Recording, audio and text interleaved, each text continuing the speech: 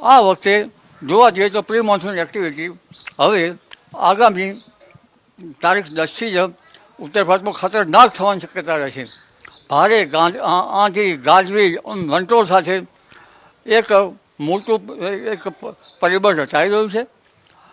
આરબ રાષ્ટ્રોની જે ધૂળકટ છે એ ગુજરાતમાં ચડી આવશે અને તારીખ 10, 11, 12, 13, 14માં આ આંધી જે છે એ લગભગ પાકિસ્તાનના ભાગોમાં થઈને, કચ્છના ભાગોમાં થઈને, ગુજરાતના ભાગોમાં થઈને, સૌરાષ્ટ્રના કેટલાક ભાગોમાં થઈને ગુજરાતને પ્રભાવિત કરશે અને આ આંધી વંટોળ અને ગાજવીજનું પ્રમાણ ત્યારબાદ લગભગ પૂર્વ ભારત તરફ ખસી જશે.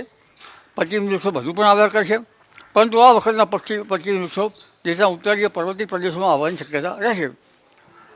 હવે આગામી દિવસોમાં જોઈએ તો પૂર્વ ભારતના બંગાળના ઉપસાગરમાંથી આવતો જે ભેજ અને અરબ સાગરનો ભેજ, જેના કારણે આ ગતિવિધિને વેગ મળશે અને ગુજરાતમાં પણ તારીખ 10, 11, 12, 13, 14માં, 15માં ઘણા ભાગમાં ગાજવીજ સાથે છાંટા પડવાની શક્યતા રહેશે. કેટલાકમાં વરસાદ થવાની શક્યતા રહેશે.